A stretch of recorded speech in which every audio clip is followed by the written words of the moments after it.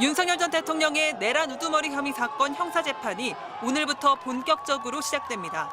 비상계엄한 지 132일 만, 파면된 지는 열흘 만입니다. 첫 공판은 오전 10시 서울중앙지법 417호 대법정에서 열립니다. 검찰이 증인으로 신청한 조성현, 김형기 두 계엄군 지휘관에 대한 신문이 진행될 예정입니다. 본청 안으로 들어가라.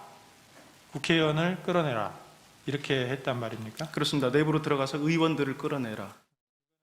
담을 넘어가라. 그다음 국회 본청으로 진입하고 국회의원을 끌어내라는 임무를 받았습니다. 이들에게 국회의원을 끌어내라고 지시한 맨 윗선이 윤 전 대통령이라는 게 검찰 수사 결과입니다. 윤 전 대통령 측은 앞서 두 차례 준비기일에서 혐의를 모두 부인했습니다. 첫 준비기일 때 출석한 윤 전 대통령은 법정에서 별다른 말이 없었는데 윤곽근 변호사는 윤 전 대통령이 직접 진술할 계획은 없다고 했습니다. 법정안 촬영을 불허한 재판부 결정을 두고 논란은 커지고 있습니다. 앞서 이명박, 박근혜 전 대통령 사건 재판부는 국민 알 권리와 사건의 역사적 의미를 이유로 촬영을 허가했는데 윤 전 대통령만 예외로 한 겁니다. 윤곽근 변호사는 인권 보호 등을 고려해 결정한 것 아니겠냐면서 재판부 결정에 동의한다고 했습니다.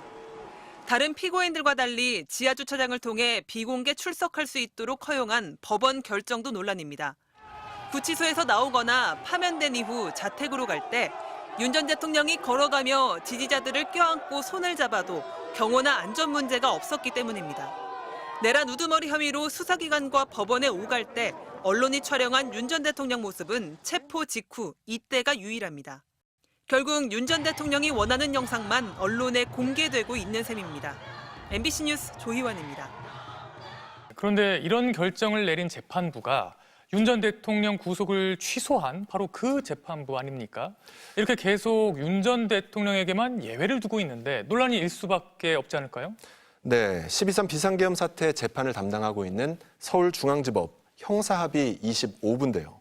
당시 날이 아닌 시간으로 구속기간을 따져서 윤 전 대통령 구속기간이 끝난 상태에서 기소가 이뤄졌다면서 구속 취소를 결정했습니다.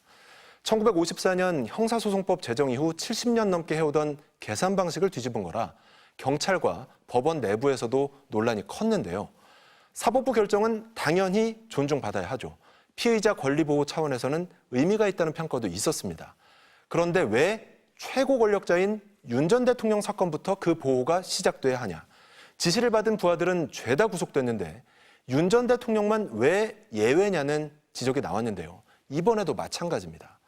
전두환, 노태우, 이명박, 박근혜 전 대통령 등 전직 대통령은 모두 촬영했는데 왜 그 예외가 윤 전 대통령부터 시작돼야 하느냐는 거죠. 윤 전 대통령 쪽에 기울어진 결정이 자꾸 나오다 보면 사법부의 신뢰를 깎아먹는 빌미가 될 수도 있습니다. 2022년 10월에 나온 주석 형사소송법 책입니다. 윤석열 대통령 구속 취소를 결정한 서울중앙지법 형사합의 25부 지기현 부장판사도 당시 대법원 재판 연구관 자격으로 집필에 참여했습니다. 머릿말에는 최고권위 주석서이자 실무 지침서라는 자평이 나옵니다. 이 책 297쪽에 구속기간 계산 기준이 나옵니다.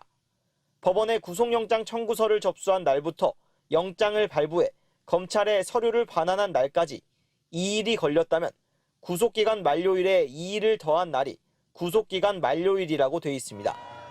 시간이 아닌 날을 기준으로 명시한 겁니다.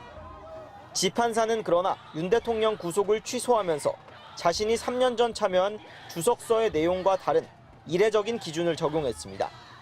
날이 아닌 시간을 기준으로 삼아 윤 대통령이 구속기한 만료 이후 기소된 걸로 판단한 겁니다.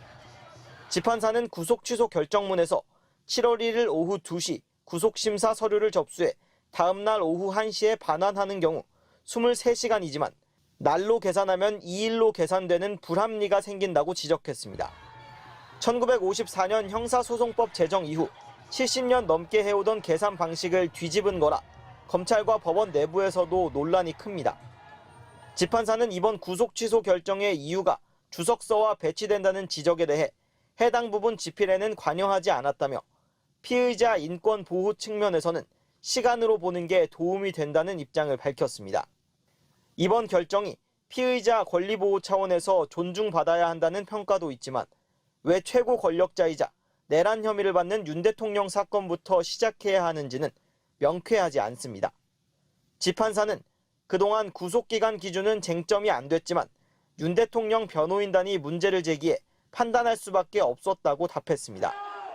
다만 재판부 판단이 절대 옳은 게 아니라 공적 비판과 논의에 열려 있다고도 했습니다. MBC 뉴스 김상훈입니다.